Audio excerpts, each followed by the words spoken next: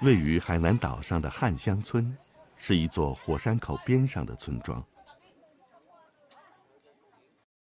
经由火山喷发形成的火山石，是汉乡村人最为常用的建筑材料，但同时又是村民们祖祖辈辈赖以谋生的宝贵资源。吴川富，地道汉乡村人，30多年背井离乡、走南闯北的生涯，为他积累了丰厚的家业。今年，老吴决定回到故乡投资建设。我们的祖先就是一个木匠、石匠，我们的生活还过得来。到了现在呢，这些手艺已经跟不上人家了。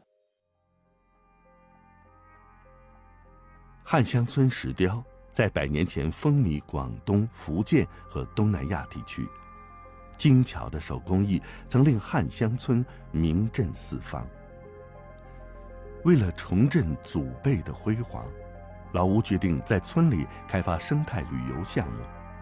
按照古老的习俗，请一尊土地公到祠堂保佑故土，是开启宏伟蓝图的第一步。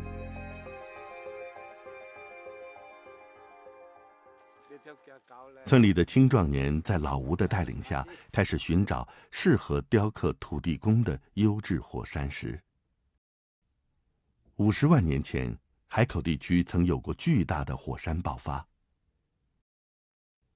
如今，这些火山已失去了昔日的威风。在汉乡村周围茂密葱郁的热带森林里，大大小小的火山石散落其间。只有软硬度适中、富有韧性的火山岩才能用于雕刻，而火山岩的粗犷之美是其他任何材料都无法替代的。但适合雕刻的理想岩石还需要仔细的勘察。这个石头是好了，就要这片了，就是要选这样大的。把这个石头从中间这里剖开下来，把那个边站再修一下。修边以后的话，就是2个石头，就是我们9乘18门雕刻用的那个石材。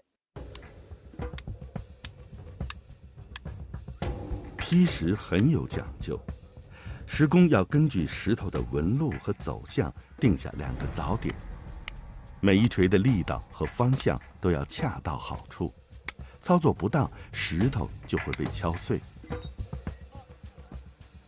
这块火山石承载着整个村庄的期望。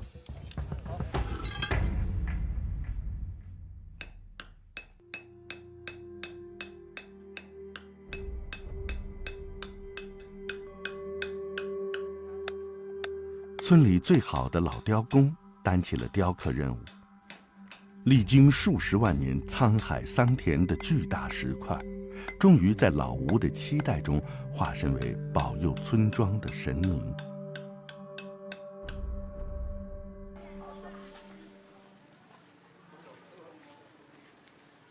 吴川富正式将土地神请入庙里，并上香祈福，保佑我们汉乡村过着跟别的那个地方一样的生活，富裕的生活。